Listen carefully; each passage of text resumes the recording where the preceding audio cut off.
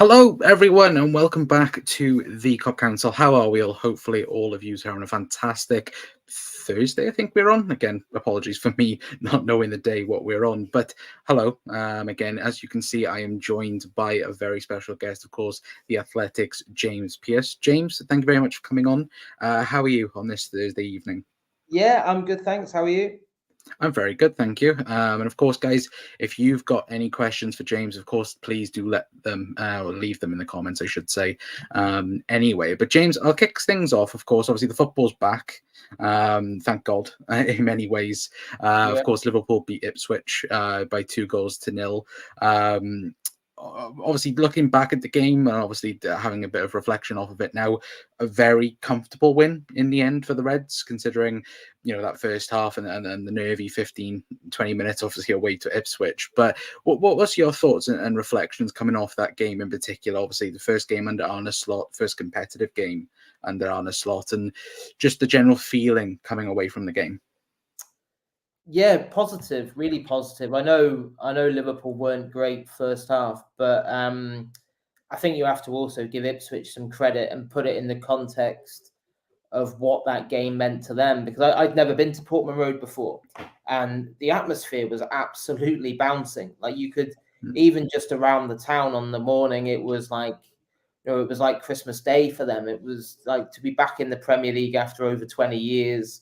You can't really overemphasize just the significance of that. And it's very easy to say, like, well, they've just come up, Liverpool should beat them, but like, there's no doubt that's the worst possible time to play a newly promoted team when they've got that optimism and enthusiasm. You're better off probably going there in December, January, when they're in the bottom three, and that's all that positivity has been sucked out of them. So I think it was never going to be straightforward, especially off the back of a pre-season where obviously Slot's chances to work with his top elite players has been pretty limited, with players coming back so late from the major tournaments. So it was even in the first half, although Liverpool weren't great, I did think to myself, can Ipswich really sustain this? Because I thought they exerted so much energy in terms of closing Liverpool down and causing them issues.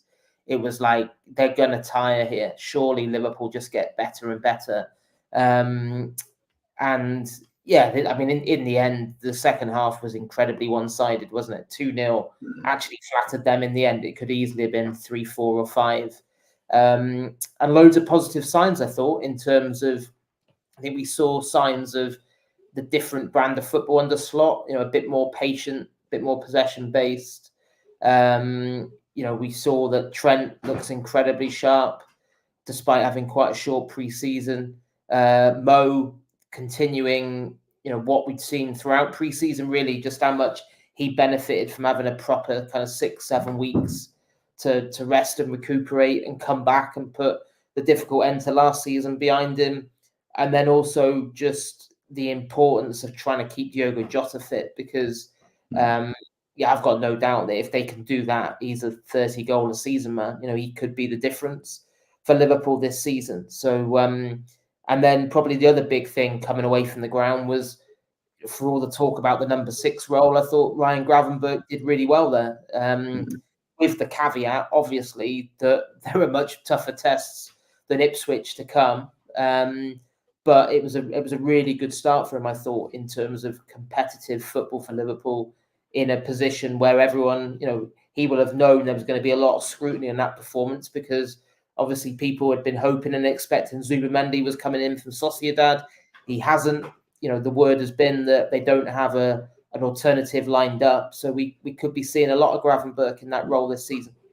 To be fair, that was my next point to you. Of course, you mentioned a load of names there in terms of Trent, obviously Diogo, like you mentioned.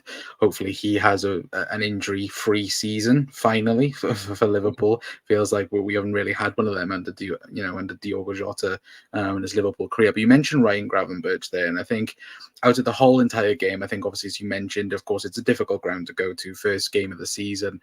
But I thought he was tremendous throughout. Again, not a role that he's been used to. Of course, he's played similar types of roles like Ajax, playing in the double pivot, more playing in the Alexis McAllister role more than the deep line 6. But like as you mentioned there, like for me, he was the main standout of that game. Was that the same for you, or was there someone else in your opinion that was, for example, like man of the match? Or do you think Ryan Gravenberch was the guy that not forced Liverpool to win, but was the solid piece of Liverpool's team?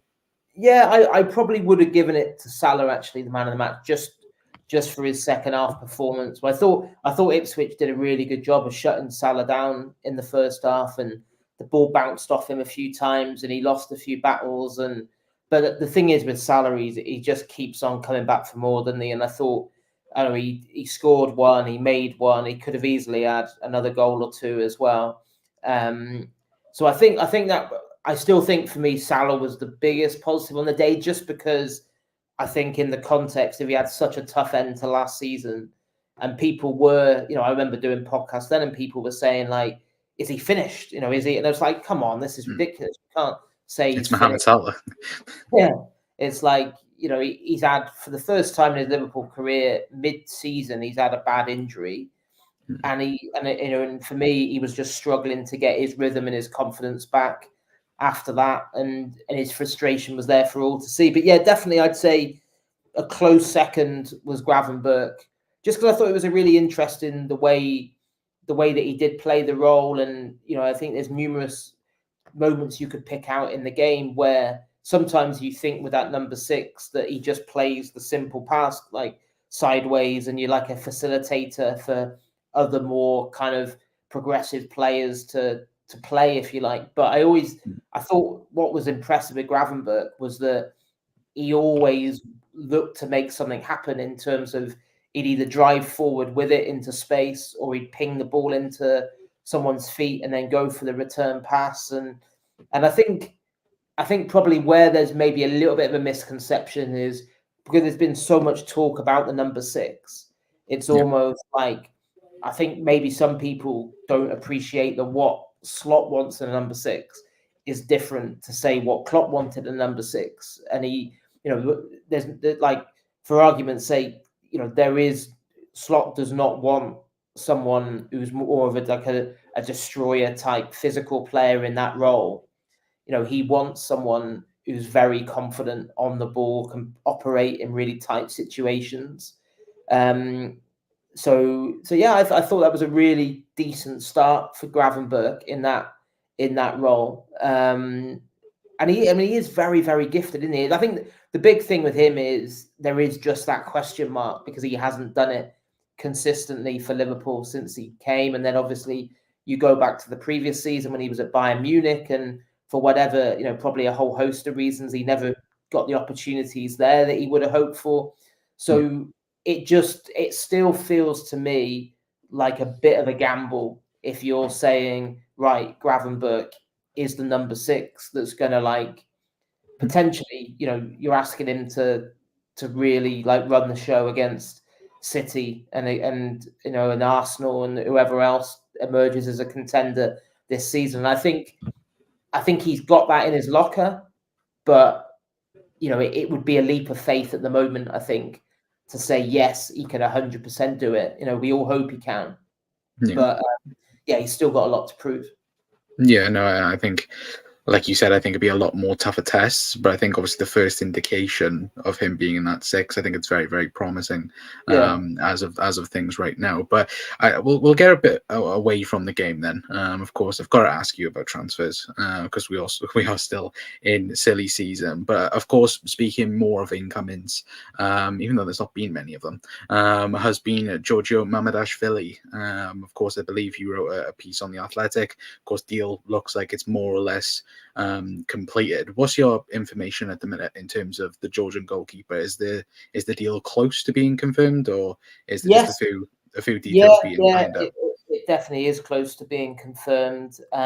It's just been a complicated one to get over the line because of just the fact that obviously when you're not, it's very easy when you're signing someone straight away. It's like, well, this is the deal, this is the fee, this is how we're going to structure it. Is that okay with you? And then you sort out terms with the player. But obviously when you're then leaving a player like Liverpool are going to do at Valencia for a year, that obviously opens up all kinds of things in terms of like, well, do his new wages kick in now, and do you contribute to that, or percentage wise? And obviously Liverpool looked at various loan options. There was talk of interest from Bournemouth, but under Premier League rules, you wouldn't have been allowed to buy him and then loan him to Bournemouth. So it was like, then there was talk of, why don't Valencia just loan him to Bournemouth for a season? But then it becomes like problematic in terms of, well, is he actually Liverpool's player? And if then something happened during that year, where does that stand? So I think it was that all of that just makes it a lot more complicated than if Liverpool going, bang, we need you now, come on in. So it's an interesting one. I mean, I think I think like most people, when I first heard that the interest was genuine, or found out the interest was genuine, because obviously, if you went, like, Liverpool been linked with so many players this summer, but when like most people, I thought to myself, well, what does that mean for Alisson? Because that, I think that was because there's a lot of money to spend on if you're looking to bring him in as a backup, 30 million plus. But, from the people I've spoken to, it's certainly not the case, which I think some people thought was maybe the case, that Alisson has kind of served notice that he intends to leave in 12 months or 24 months. I was told it was just purely succession planning in terms of Liverpool think that this really talented goalkeeper is available on the market at a price which they think undervalues just how good he is. I can't say I've seen an awful lot of him playing for Valencia, but like most people, I watched the Euros and he was brilliant for for Georgia in that. And obviously at the age of 23, they think he's got a really high ceiling in terms of developing him and getting better. And then, obviously we know that there's been strong interest in Alisson from the Saudi Pro League previously. He, up to now, the word back has always been, no, he's not interested in that. That's not something that appeals to him. But again, we don't know whether that's going to change in the windows to come. And then obviously also you've got the 𝗟𝗶𝘃𝗲𝗏 situation where, like most people, I thought, well, surely this is the summer when he moves on. Yet, I think he's been unfortunate that there hasn't been the kind of offers forthcoming that I would have expected, really, for someone who proved himself at the top level in the Premier League over an extended period when Alisson was out injured last season. So, but obviously with Kelleher now being inside the last 2 years of his deal, you kind of think to yourself, well, he's not going to sign a new contract. So next summer, if he doesn't get sold before next summer, then that would be the inevitable time when he would go. So then you've got a situation where you could be bringing in Mamardashvili then, or there's a possibility of potentially loaning Mamardashvili out once again if needs be. So yeah, I know it's not exactly one hasn't exactly set the pulses racing, has it? I think that deal, because it's like, I think it's the 𝗟𝗶𝘃𝗲𝗏 stuff that didn't really. I think everyone.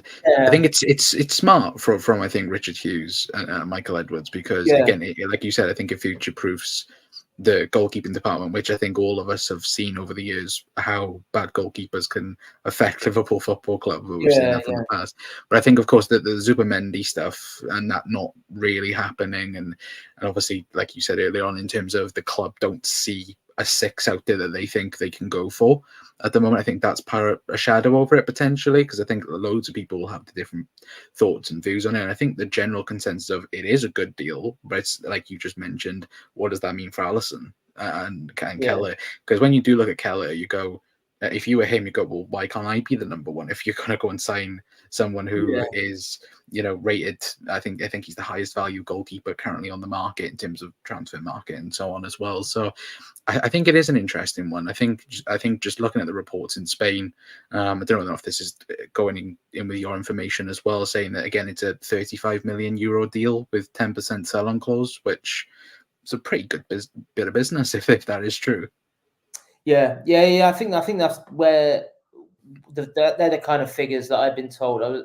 I know Valencia were holding out for about 40 million euros, which I think is 34 million pound, but maybe that is with various add-ons potentially being triggered as well. So yeah, I think it's just a case of sorting out the finer details of that. And I think you're right. I think I think there probably would have been a kind of more positive reaction to it if the zzūbimendi one had got over the line, because it is smart, I think, in terms of future proofing, but it's obviously going to be viewed differently in the context of a summer when no one has come in terms of strengthening the squad for right now.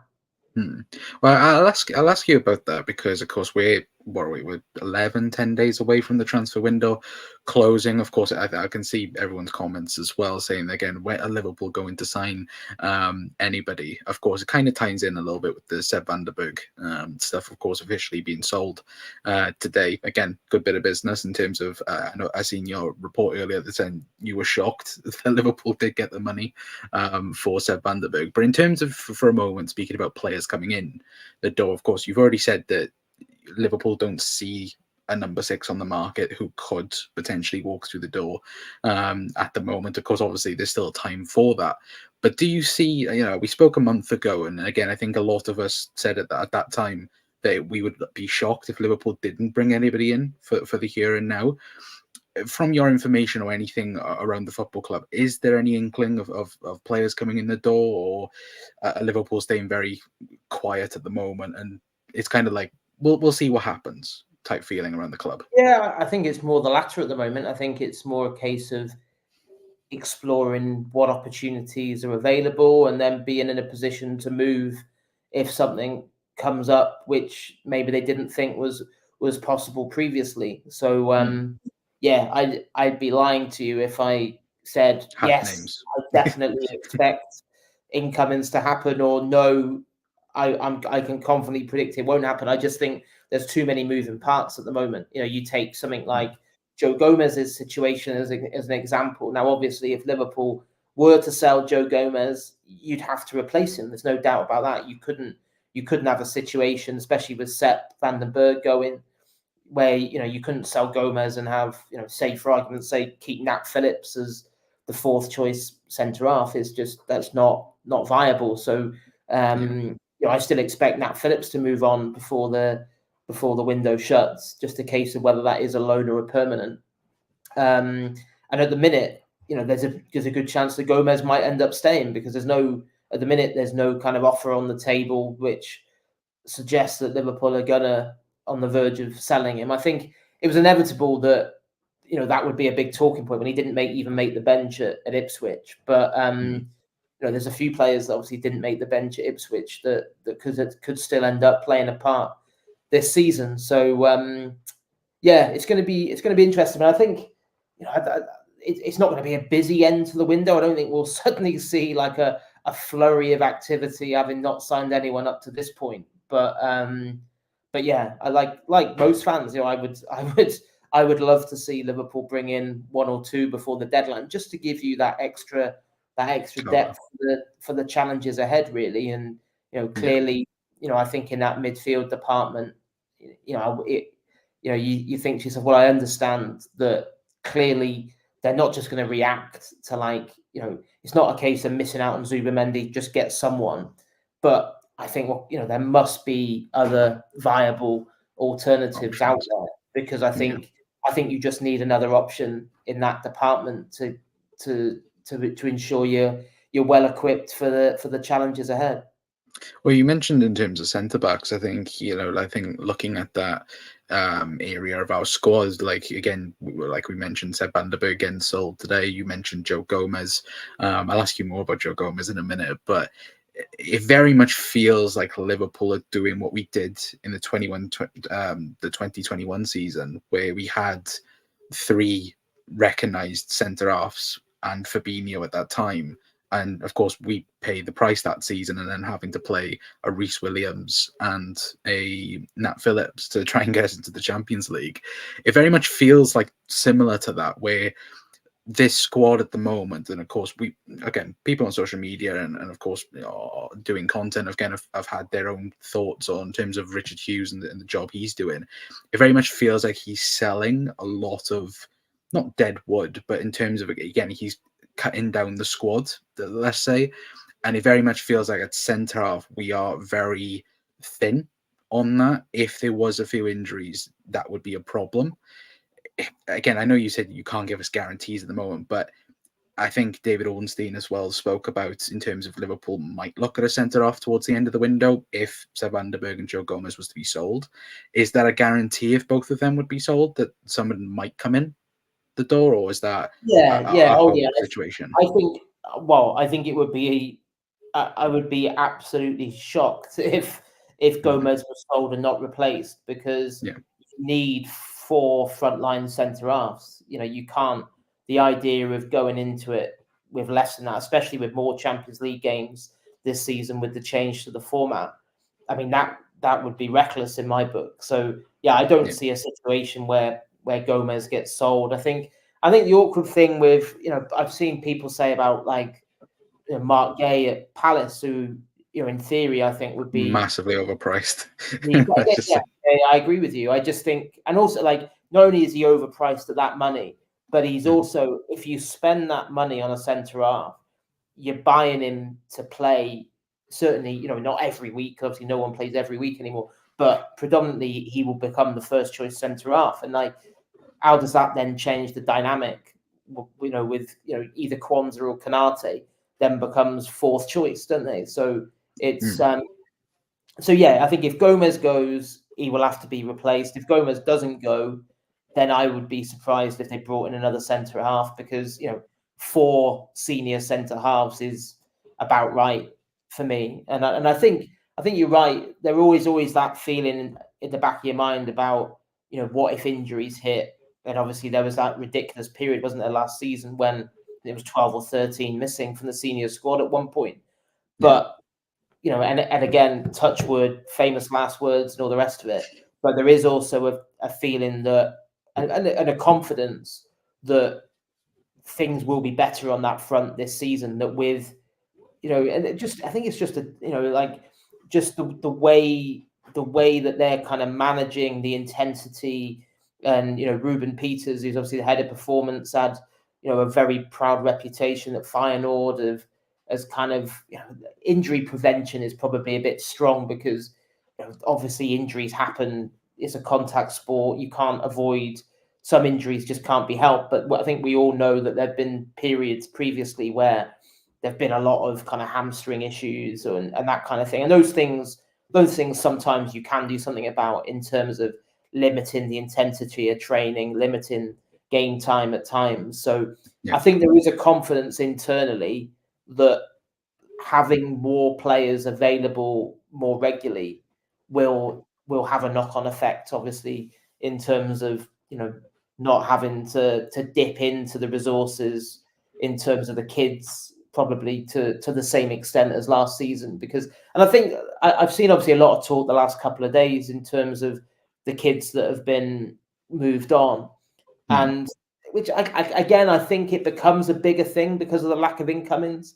I think if there'd been a couple of incomings, it probably wouldn't have been discussed as much. Because I think, you know, Carvalho is a talented footballer, and I actually thought he played really well on the tour in America when I was over there. But in the back of my mind, I'm thinking, well, where does he fit in? You know, you've got Diaz to come back, you've got Gakpo to come back. He's the, you know, he said himself he wanted to be a number 10, but Slot didn't play him in the number 10 role at all. Which you know, he's not going to play as a number 10 ahead of 𝗂𝗏𝗧. He's not going to play there ahead of Harvey Elliott and possibly a few others as well. And for potentially 27.5 million, that's crazy money for Carvalho. To basically say, okay, we're going to keep you as 3rd choice, but to not accept that as a bit of a stupid thing. And like Bobby Clark is an interesting one, because I think I really like Bobby Clark. I thought he was really technically gifted, really good kind of mentality. Nothing seemed to phase him when he played last season. But again, when you actually make a list of those options in midfield, like where would he have been in the pecking order? And then you throw into the mix, Pep Lijnders absolutely desperate to take him to Salzburg. He wanted to go to Salzburg. You know, they're on the brink of qualifying for the Champions League, having beaten Kiev last night in the first leg of that playoff. So it's like, what do you do then? Do you say no to Clark, even though he wants to go? And again, you're making a big profit. Bought him for 1.5 million, sold him for 10. And then Seb van den Berg, who, 𝗧𝗿Vandenberg has barely been a Liverpool player, has he, since he actually joined the club, because he's been out on loan so much. And again, when I spoke to Sepp in America in pre-season, like, he was very clear, I would love to stay at Liverpool, but I only want to stay at Liverpool if I'm going to play regular football. He said, if I'm not going to play, then I'd rather go. So that kind of then takes out the equation. Well, maybe he could be a fifth choice centre-back who you just keep around as a luxury option. Because if he's not going to be happy and that potentially creates an issue, then why would you do that? And then obviously then Brentford come in with that money. I mean, I must admit, I'm shocked. People don't want to hear it, because, and I get it, because you want to see that money reinvested. Now that money will be reinvested. It just might not happen today. Well, that was my next point. If nothing does get done this summer, of course, we'll obviously speak about contracts in a moment. But if one of the big three doesn't sign, then there's money there quite clearly for a big marquee signing or a couple of marquee signings in that aspect. Like, because again, like I think you mentioned it, I think even on I think many journalists have also said it, Liverpool have money to spend. Liverpool have quite clearly shown they have money to spend, and now we've just acquired, I think it's nearly 70 million in sales already, and that's without selling, of course, the likes of Tyler Morton, Nat Phillips, for example. Like, there's still money to be made, and Liverpool have all of this saved up already. Do you think that's a fair assessment to make? Yeah. I think that is. I mean, that's a fact. Again, and the problem is, and what I find in this job, which is sometimes difficult, is sometimes when you're explaining what the situation is, you then get accused of kind of being an apologist for the owners or for whatever. Now, that I've never done that, and I'll never be that, despite what some people would say. But it's like, the reality is, it's a self-sustaining business model. So everything that gets generated goes back into the club.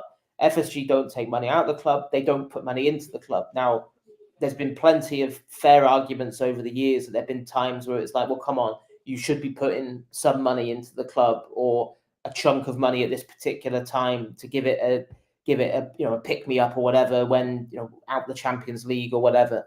But the reality is that just because that money might not get spent straight away, it's still there. It's still there to be spent. And in the same way as people say to me, where's the Caicedo money?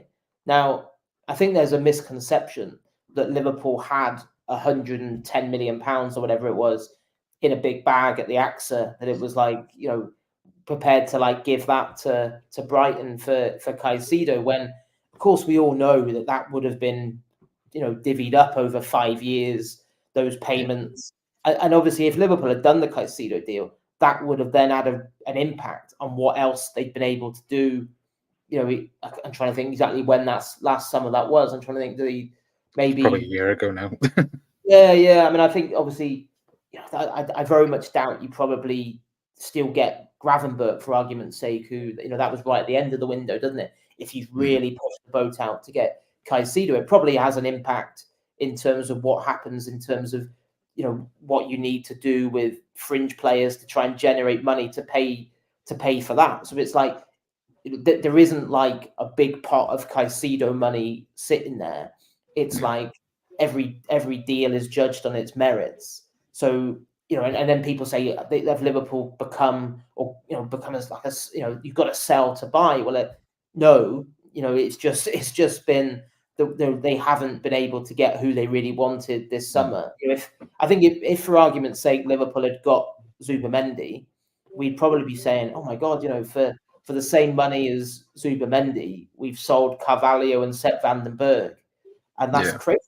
Two players who wouldn't have even got anywhere near the Liverpool team this season, selling them as paid for 𝗍𝗵. But and I think the deals Liverpool have done in terms of selling players have actually been impressive in terms of what Richard Hughes has negotiated.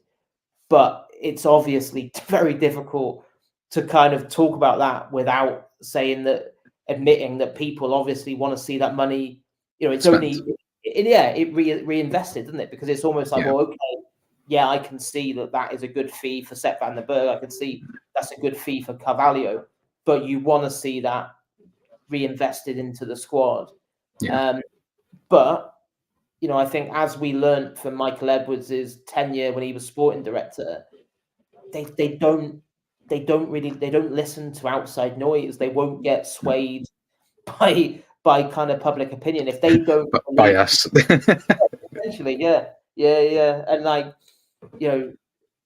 think, as we all know, signings create such a fervor that, as a journalist, it's brilliant when Liverpool sign players, because they're the most read pieces that you ever write, because people, there's a thirst to learn all about how the deal came about and all the rest of it. So I would dearly love Liverpool to sign one or two before the deadline.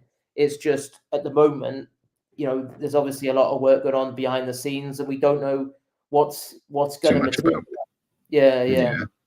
I think obviously, I think people on social media, they do get a bit carried away. I think the sensible supporter, I think, as we've already mentioned in the show, in terms of Liverpool don't need 6 or 7 players. Liverpool need, again, the whole thought process of this summer was quality over quantity, and I think that's where people I think that the right supporter is a bit furious by this. But again, you can see this quality on the market, but it's not that much in terms of, again, we speak about Zubimendi. Again, we think that there's plenty out there, but again, as you said, Richard Hughes and Michael Edwards may think, well, we feel like there isn't anybody who can improve on a Gravenberch, a McAllister, a Curtis Jones, and it feels like we are only 2 or 3 signings away from completing the squad. And if we have to wait a year for the perfect DM, again, because I wouldn't mind, I don't think a lot of people would mind if we had to wait an entire year to get our Rodri, for example, and be that then patient on it. But I think that a lot of people get frustrated when we can see, like we've already spoken about in the show, if Liverpool need Liverpool need a centre back, or they need a left back, or even a winger to even cover for Mo, that these positions aren't getting filled up. And I think that's the frustration part of it, is we can see, you've got money, that's not the real problem. It's more about, we need these gaps of quality filled, and we think there's people available who can do that. Would you also think that as well, or do you think obviously we mentioned in terms of, again, they believe that there's no one out there, but as we can all look at it and go, well, this guy's perfect, this guy's perfect, why aren't you doing it? Yeah. And I think and again, and I must stress, this is what from the people I speak to, it's kind of this is how they explain it, that maybe and again, I hadn't really looked upon it in this light, but obviously the vast majority of recruitment work goes on months and months and months in advance. So you take something like when Liverpool signed McAllister, they put so much groundwork into signing McAllister that I think Man United came knocking quite late on, and it was forget it, you got no chance. Liverpool are so far down the road with this. And obviously, I think. Sorry for butting in. Did Julian Ward stay to complete the Alexis McAllister deal? Yeah. So he was due to leave. I think, was it back end of May? I think, and he basically stayed on deep into kind of, or certainly mid June, certainly another couple of weeks, just to make sure that McAllister deal, everything was finalized with it. And I think what, and again, this is how, what I've been told, that obviously with so much change last season, Liverpool didn't go into the summer with the usual battle plan, if you like, that they would usually have, because obviously Michael Edwards comes in. What did he get appointed? Back end of March, I think it was. And obviously for him, and then he brings in Richard Hughes, who's obviously then working his notice period at Bournemouth. For the priority for them, it was obviously recruiting a manager. Then you've got to recruit an entire backroom staff. Then you've obviously got the manager then who's saying, I want to be able to have a proper look at these players and assess them. So I think that just all makes things more difficult. And again, people don't want to hear it, because it's like, well, where are the signings? But the way that we know that Edwards operates and the way he was so successful previously was from having like a strategy where you don't just react. You're not Chelsea. You don't just go, well, he's good, just go and get him. He's good. 200 million. It's like they have to fit a specific plan that you're working towards. They have to, the data has to back up that they're the right stylistic fit. Whatever the club that they're at, whatever they want financially has to make sense in terms of what you think he's worth, what he wants in wages, everything. So all, the character references, just how meticulous, anyone who's read the interviews with Ian Graham this week, you look at, how, the work that goes into that. And obviously, if you're not going into the summer with like months and months and months of that work behind you, then it is different. And again, I think, as you said, it was like, I remember writing at the end of May, like, it will be a quiet summer. It won't be a busy summer for Liverpool. Yeah. And obviously everyone's like aghast and says, you don't know what you're talking about. But I just think but it has been a very quiet summer. But I just think the squad, I didn't think, obviously I'd be lying if I said to you I thought we'd get to this point in August and there'd be no new signings. But I just think the way the squad was, it was never gonna be, I thought it would be a 2 or 3 new player window. And maybe one of that 2 or 3 would be a young player that you're investing in for the future. And in a different world, Lenny Yoro is maybe one of those. If he was, he didn't want to, Liverpool saw him as being like a long-term project where you could ease him in gently. Man United said to him, "Come to us, and you play every week." So so whether Liverpool would have matched the money that was needed to get Yoro in the end was academic, because he wanted to play week in, week out, and only United could offer him that. So I think if Zubimendi had happened, which obviously Liverpool were under the impression that he was coming, and then he changed his mind, I just think that changes the whole narrative around it, because I think then the narrative is Liverpool have addressed the one glaring weakness in their squad. And then I think the other issues are almost supplementary. Like, I'd love Liverpool to sign a right-sided attacker who would like just provide quality cover for Salah, because Liverpool don't really have that. Now, if Salah continues in the same vein as he showed at Ipswich, and we all hope he does, then that probably won't cost Liverpool. I would have liked them to have potentially brought in another defender, especially considering even if Gomez does stay, predominantly we've seen him more providing cover out wide, haven't we, than centrally. I think he played 3 games, started 3 games at centre back last season. But again, I think to me they're more luxuries, and people say to me they've got to go and sign a left back, and it's like, well, we know that the way FSG operate and the way that Liverpool operate, they're not going to stockpile senior left backs. Like, you've got Costa, Tsimikas and Andy Robertson. Now, you're entitled to argue that, Liverpool need a better option than, say, Tsimikas. But if that was the case, do you not think they would have tried to move him on prior to now? Because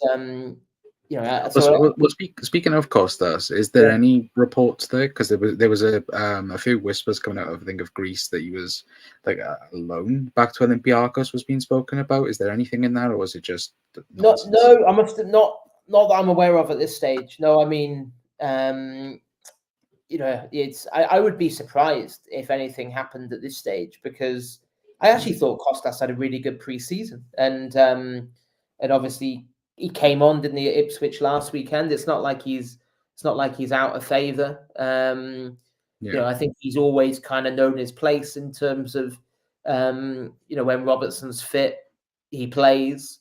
And up to this point, he seems to have been relatively content and happy with that role that he's got as a backup option in the squad. So I think like most things, if he was to turn around and say, I want to go back to Greece, or I want to go back wherever, Liverpool would look at it if there was a right deal on the table. But I'm certainly not aware of anything at this stage. Okay. Well, I'll ask you two things quickly because I know we are running slightly over as well. Obviously, you spoke about Joe Gomez and him leaving. Of course, I think last time we spoke, I think I brought it up to you that, of course, the whole Anthony Gordon situation with him, of course, being a part of that deal. I think at the time, I think you said there was no indications of that. Were you surprised that he was in the negotiations for that towards the end? I think in that report. Not really, because I think the more that I learned about what went on, I think obviously Newcastle first requested Quansah, and Liverpool were like very, very clear with Newcastle that Quansah is not someone we're prepared to negotiate over. And then I think it was at a later point that then they came back and said, well, how about Gomez? And Liverpool were prepared to negotiate on Gomez. So I think, and again, I think, you know, it kind of goes back to kind of with Michael Edwards being back. It just feels like Liverpool returning to maybe taking the emotion out of the decision-making process that, you know, I think, you know, everyone quite rightly adored Klopp and everything he achieved. But I think sometimes, you know, there were decisions taken, say, like, you know, when Henderson got a new contract and where it was like there was a feeling of, oh, that's maybe like leading with your heart rather than your head. Like, yeah. And, you know, and it's almost like, you know, and even Ian Graham in that interview I did with him that published this week, talking about, you know, Darwin Núñez being very much driven by Klopp when the data was like, well, hang on a minute, this fella is a very, very different type of centre forward to what we play with. So you need to appreciate, if we're signing him, this is a real sea change for us stylistically, which I think we've all, you know, seen that's been borne out in the 2 years since. So I think the thinking with Gomez was obviously, you know, once he's 27, you know, he's still got a pretty decent resale value for someone who was essentially just backup for both fullback positions last season, and England international was at the Euros, and Newcastle were prepared to pay 45 million for him, with Gordon coming the other way for 75 million. And that would have gone through, but for the fact that Newcastle at the 11th hour decided they could generate the money they needed to avoid PSR punishment by offloading other players instead, and they pulled the plug. So yeah, I mean, it feels like a long time ago now. I think that was back end of June. So yeah. So and then obviously I think kind of when it probably became a talking point again was when Liverpool had that double header of friendlies against Sevilla and Las Palmas. You know, Gomez only played a very, very small part, didn't he? And I think he played 13 minutes of the Sevilla game.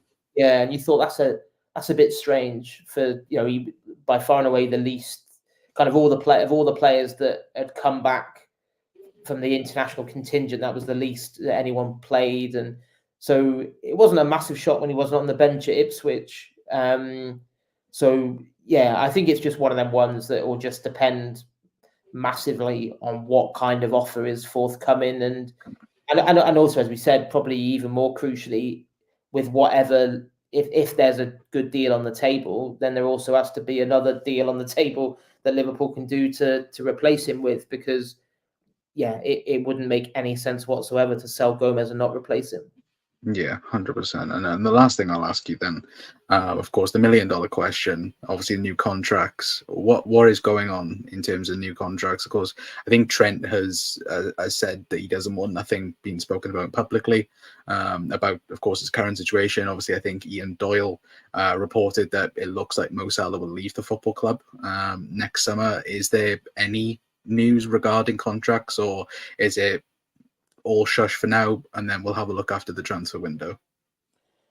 Yeah, I just think there's an awful lot up in the air at the minute. I know people always want cast iron answers and guarantees, but I don't think, I honestly don't think I could predict with any surety what happens with all three of those. I think I certainly wouldn't say that Salah is nailed on to go at the end of the season. That's certainly not my understanding. I think I think they're all different and they're all interesting. And that's why we've kind of run a series of articles about them on The Athletic this week. And we did Salah on Wednesday, Van Dijk today, and then I've written a piece on Trent that's being published in the morning.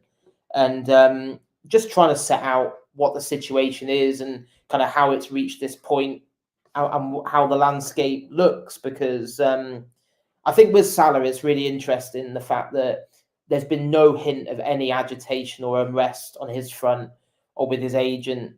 You know, when you think back to a few years ago when he was approaching his last year, it was very different. And I think that just shows he's completely relaxed about this, because I think he knows that it probably suits him to just see what happens.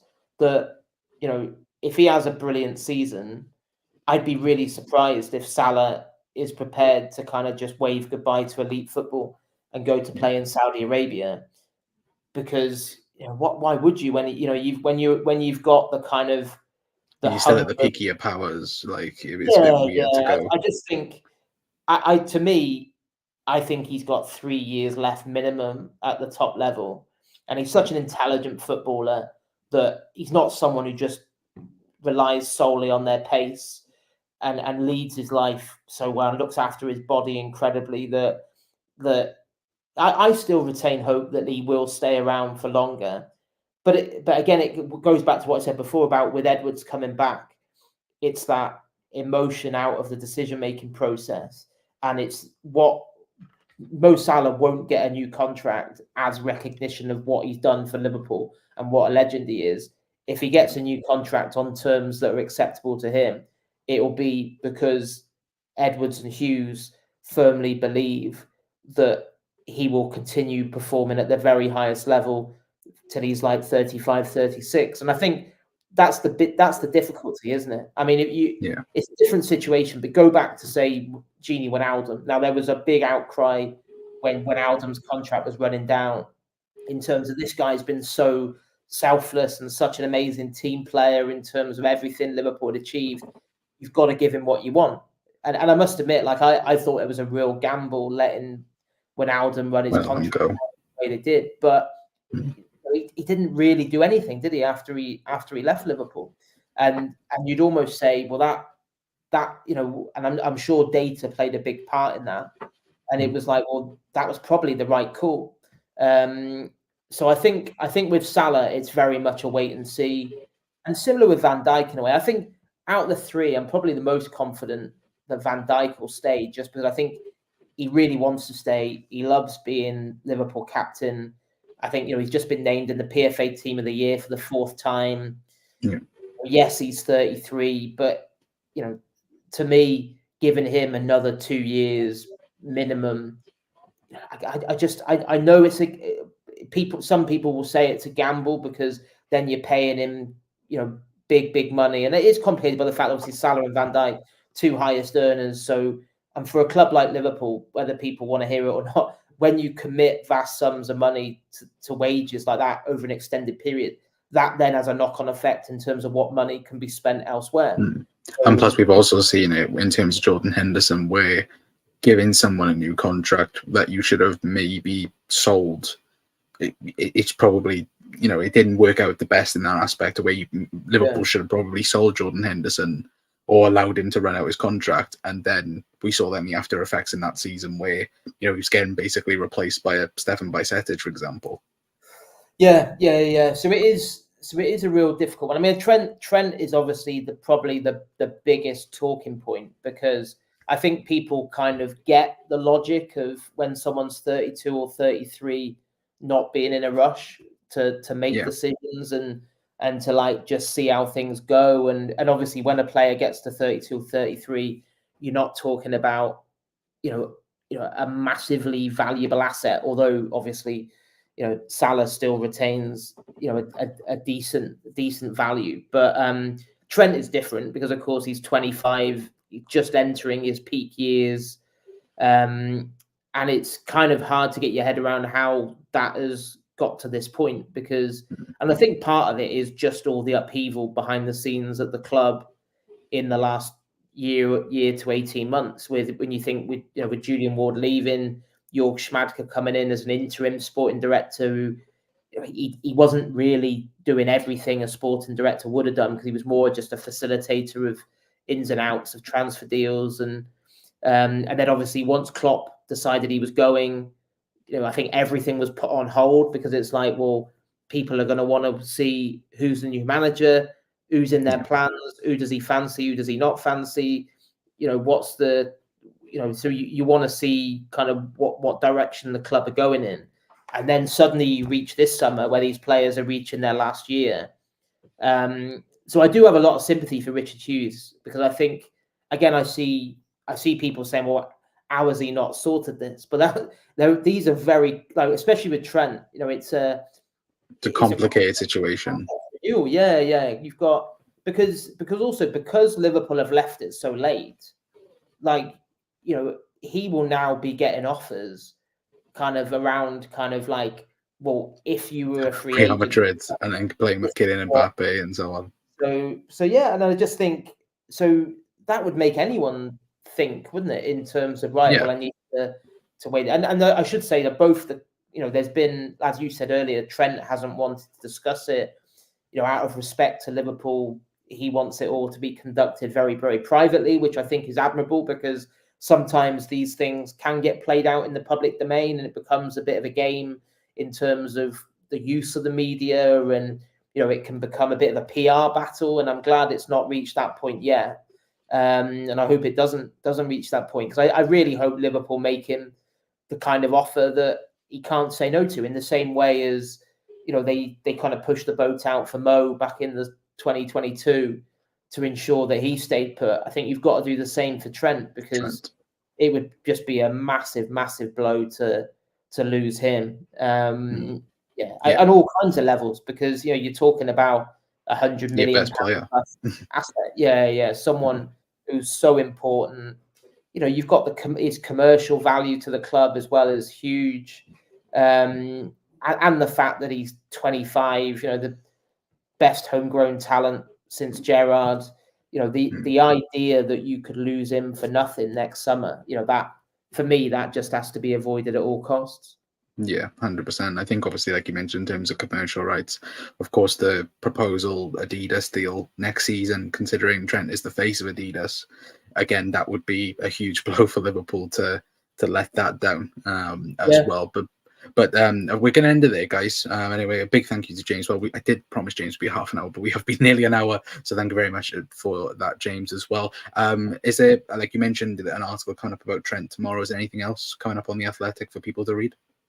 There'll be plenty. There'll be plenty of analysis on some of the young players that have been moved on, and kind of what it means and the implications of that. And like I said, the Trent piece on his future will be published first thing Friday morning, and then we'll obviously have the latest from Slot's press conference tomorrow as well, and then all the build up to that first home game against Brentford on Sunday.